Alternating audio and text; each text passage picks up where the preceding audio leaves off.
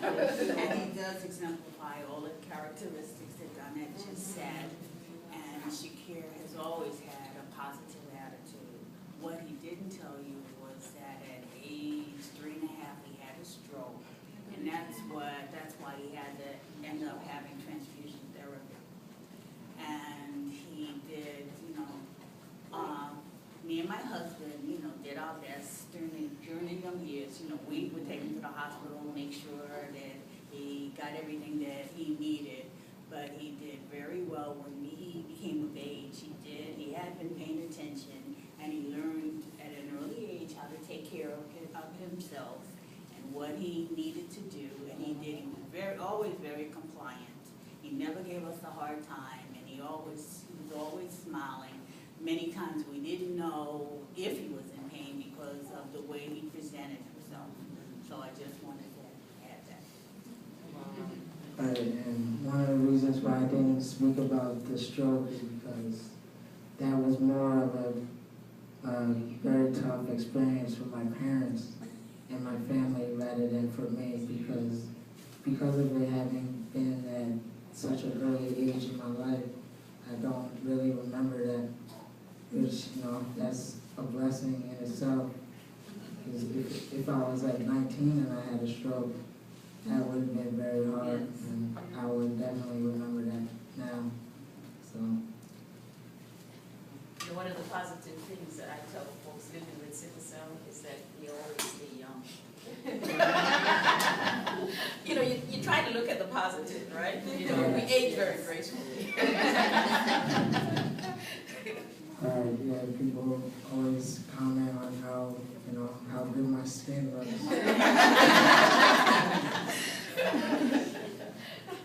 I still think I get sneaky with the clinic. Dr. Sells made me give you to adult land. I have a question. I know your mom sounds like a very supportive person in your life, and nurses and doctors. Who inspired you, as far as college and advancing? Because some of us patients don't even think of going to school and pursuing, labor, education, trade schools, or anything in your life. Do you think was pushing you towards that direction, or was it just yourself that felt this need? I'd say, because my mom went to college, so,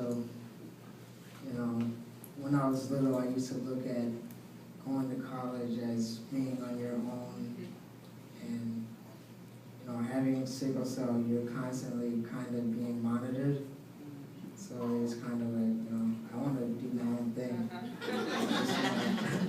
I just want to get out there and experience life at my own pace, by myself, and just show that I can do this on my own. Like, although I appreciate all the love from my parents and my brother and everything, I think it's just good to have that, experience life on your own as an individual. So that's one of the reasons why I used to look forward to being able to go to college.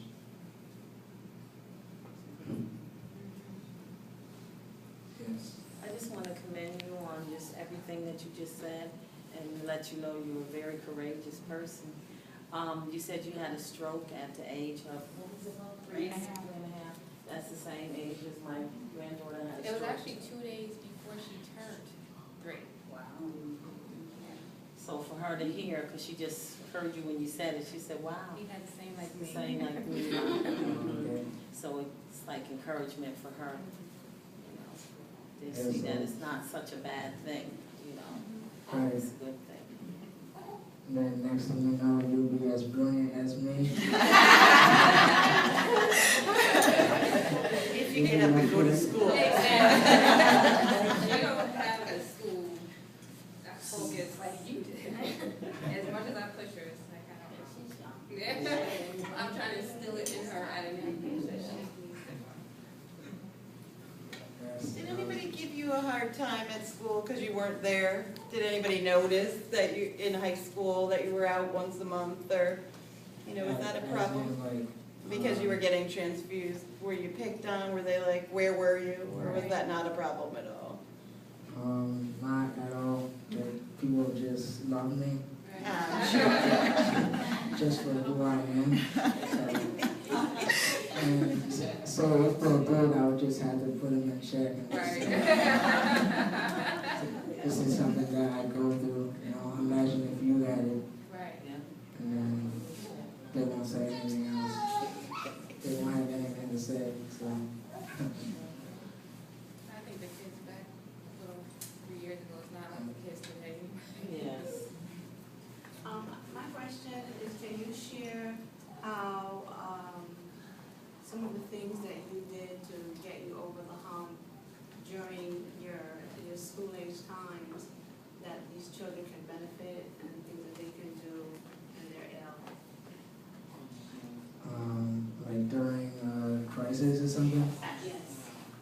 I said, like, during that 2008 crisis, I did pray a lot at that time because, you know, I was laid up for a long period of time, just sitting there in the room, TV off. The medication is supposed to help you sleep, but I felt like it prevented me from sleeping. So I'll just be staring at the ceiling a lot of times, and then I'll just often pray about it. And then gradually I got better over time. And, you know, like I said, having the family there helps. Talking to them and just letting your feelings out with them. I say that would help a lot. Just having faith helps. In school, did you find that your nurses or teachers understood your problem and were helpful to you, or was it hard to find people that understood your disease and said that you were faking it, or if you had pain, if you bumped your knee or something and you were complaining of pain, they would just ignore it?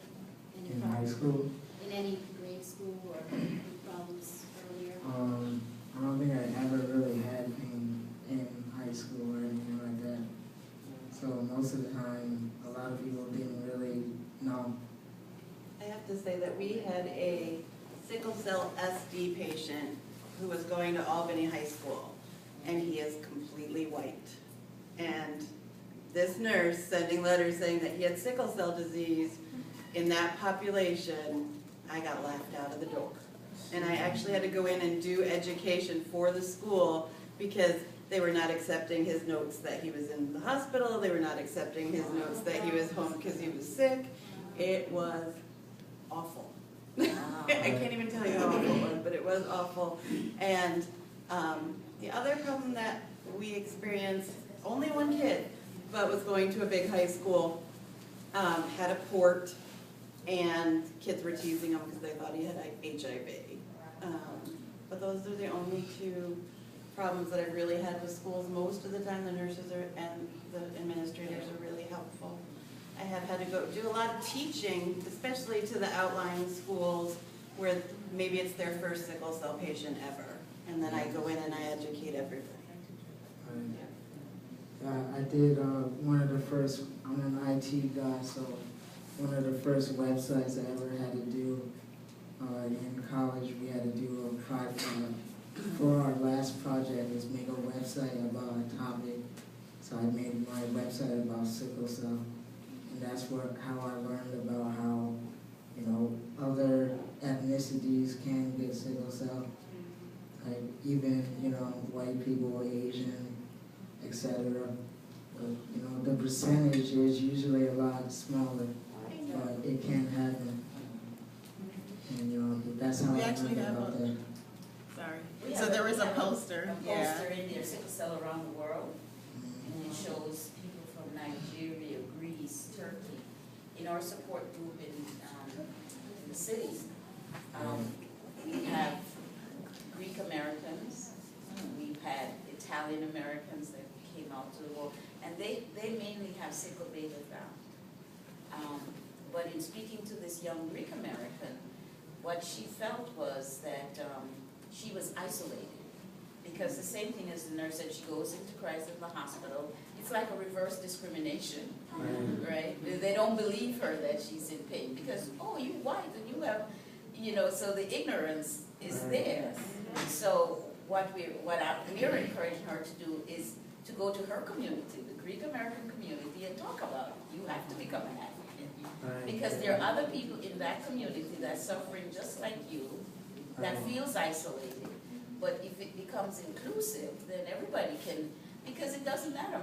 I'm from Jamaica, but I can go and talk to them. They're going to look at me and say, oh, you're black. So that's why I allow it. But if you as a Greek American go and talk about it, then it will be a difference.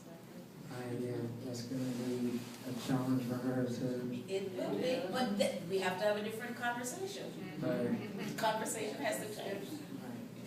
And she's going to have to share that with society, and that will get the word out that it can happen to others. And, We have a brochure in there that we just did, and it's with a family with 3 kids with sickle cell. And they're all blonde and blue-eyed. And all 3 of her kids have sickle cell. See? When her first child was diagnosed, she told her, oh, you have the wrong blood test. My husband is blonde. But she didn't know at the time. So it's something where we really have to really open up the conversation. Right.